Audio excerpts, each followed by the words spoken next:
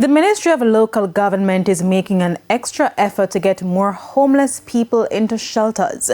This as there's no concern that drug dealers are infiltrating the groups. Romardo Lyons reports. The number of homeless and mentally ill people in and around downtown Kingston has been a long-standing issue.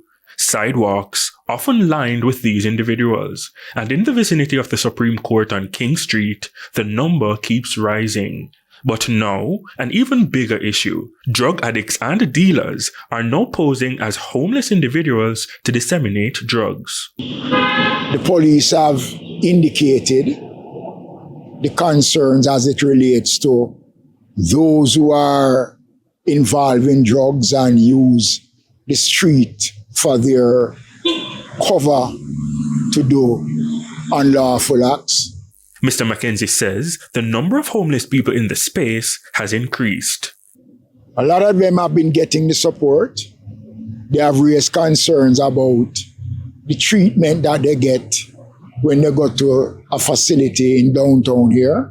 Recently, concerns were raised as the court continues to grapple with the challenges. Justice Minister Delroy Chuck made this plea. Witnesses who come to court say what sort of government that can't clean up the place, and when they walk here, the smell.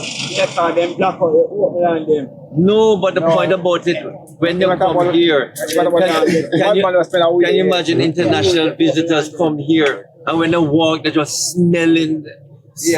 No, I beg you. The judges have begged me to see what can be done and what Minister Mackenzie is offering and providing for you. I beg you, take it up. Mr. Mackenzie says he's assessing shelters to see the issues currently. Homelessness is not a curse on any one person. One of the persons that I spoke to indicated that because of family challenges, he was driven out of the house, ending up on the streets. Xavier Chevans, city engineer with the KSAMC, also addressed the issue.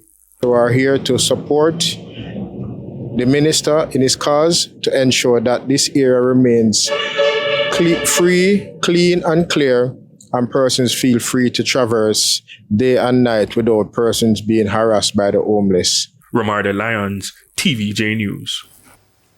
Still to come this evening, deadline day for candidates and political parties to submit their campaign finance filings.